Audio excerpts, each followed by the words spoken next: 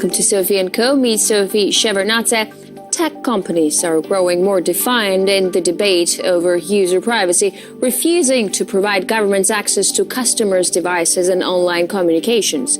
But by denying the government surveillance powers, are we becoming vulnerable?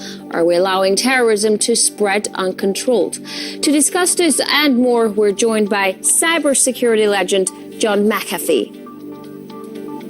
As we become more dependent on computers in every aspect of life, from personal entertainment to global systems everyone relies on, society becomes exposed to digital dangers, vulnerable to malicious hacking attacks, unprotected against a potential cyber war. Is computer warfare the future of conflict? Is law enforcement ready to adapt to the new digital threat? And how much real-life damage can a cyber attack inflict? John McAfee, cybersecurity expert extraordinaire, inventor, entrepreneur, creator of McAfee Antivirus. Welcome to the show once again. It's really great to have you with us. So, John, the recent Apple FBI battle over unlocking the encrypted iPhone of the San Bernardino shooter has ended when the FBI said it was able to access the phone's data with the help from a third party. Should the FBI have access to the information stored on that phone, the phone of a terrorist? Well, it's not a matter of should they have it. I mean, I guess if it's suspected in a crime, the question is not should they have access to it, is should they require Apple to give them access in a manner that gives them access to all other telephones. And that's basically what the FBI was asking.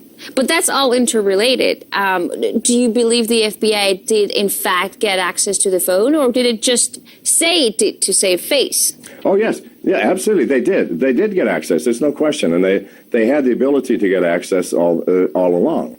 The way they got access was through a device built by an Israeli company called Celebrite. They had a contract with that company dating back to 2013, and it purchased thousands of these devices. So they had the capacity all along. They just wanted to use this phone, since it was used in a terrorist act, to be a test case to try to get the courts to force Apple to give them a backdoor.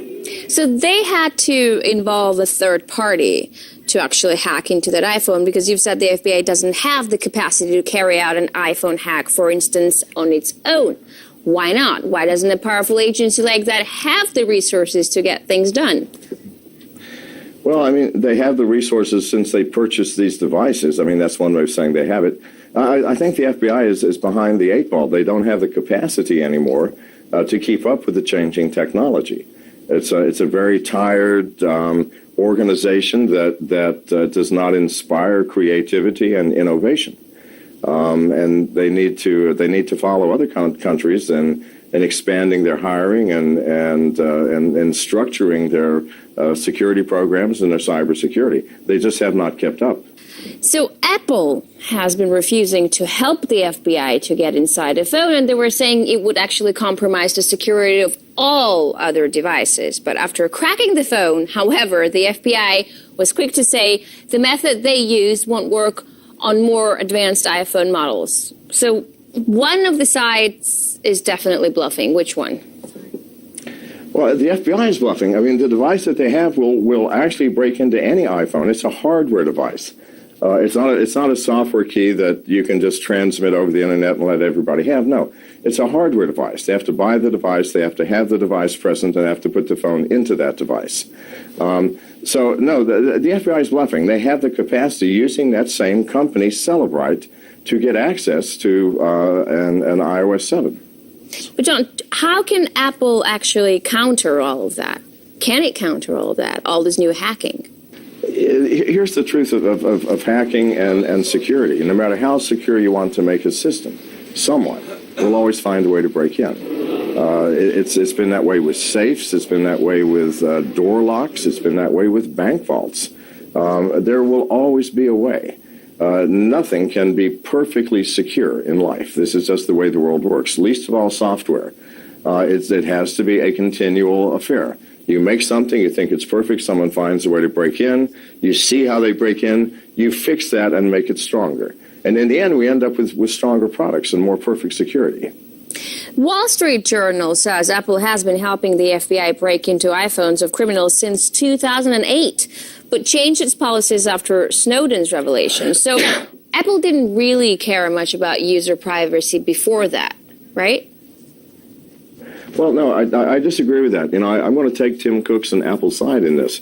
Apple has been helping, and I have no problem with that. Helping, you want to get access to an individual phone, you get a court order, Apple should help. But the FBI didn't ask for that. It asked for a universal key that would allow it to get into any iPhone. It's a different thing, and it's the first time the FBI had asked that.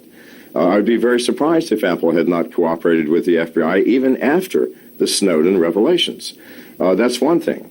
Sure, you have a court order, you have a phone you want to break into, we'll help you break into this phone. But the FBI specifically said, we want a master key. So that's what they asked for. I mean, would you say of Apple software? Would you say FBI lost eventually because Apple didn't hand over the universal key to FBI? Well, no. Actually, the FBI has not lost because they now have a new court challenge from the state of New York over an iPhone that belonged to a drug dealer. So they're now trying a new challenge using the same exact arguments. This may go on for quite a while. The FBI continuing to push and then backing off and continuing to push and then backing off. And then eventually using third parties to hack into those devices. Yes. So this is going to be a constant. But Apple can never give in. It simply can't. We all lose if the people who build the privacy systems give up on privacy, give up on their product, and give up on us. So it can't happen. Not in my world. Here's a funny detail. Director of the FBI has admitted to be covering his laptop camera with a tape to guard his privacy. So the same person who wants a backdoor into private cabinets is worried about wants his own privacy. Yeah, he's worried about being spied on someone. How does that even work? And if he does it, should we all be doing that? Should we all be covering our laptop cameras with a tape? No. All it shows is the lack of sophistication within the FBI. Because there are a lot of products available. I make a product through my company, Future Tense Central, called Devasive, that you can download and just lock it by clicking a button. If you want to lock the camera, lock the microphone, lock the Wi-Fi, or lock whatever you want. That's available. The fact that the director of the FBI uses tape, instead of using the more sophisticated software that the rest of us use, doesn't that scare you? It scares me. Well, some would argue. Yeah, but some would argue that this really conventional techniques like using tape or, typewriters is the only sure way not to be hacked in, because once you have a program protecting, there's an anti-program that can be hacked into that program that protects you. Yeah, but what does tape do? It doesn't prevent software from getting into the system. You can't hack into a tape. You can't hack into a tape. No. The tape only covers the camera, meaning that the camera cannot take a picture of you. It doesn't cover the microphone. It doesn't cover you're still on the internet. So no, the tape does nothing other than block the camera from taking a picture. That's all I'm saying. You can still get software in.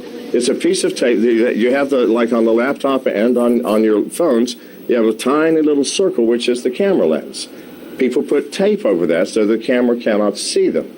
Okay, so you're being protected from being watched, but you're not being protected from being listened to, and you're not being protected from software getting into your system and stealing your data. That's all that does. So you're thinking it's a very unsophisticated approach. So why are they so unsophisticated? Because there's no other reason behind using things like tape other than being unsophisticated. There is no other thoughts behind that, right?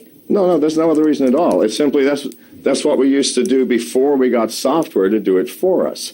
No, they're unsophisticated because they have not kept up with changing technology. Obviously. I mean, the only people I see using tape anymore are the... Yes, to that point. Obviously, he admitted to doing it. So tape does not prevent you from getting hacked. It does not prevent you from getting your data taken. It does not prevent you from being listened to. All it does is it prevents the camera from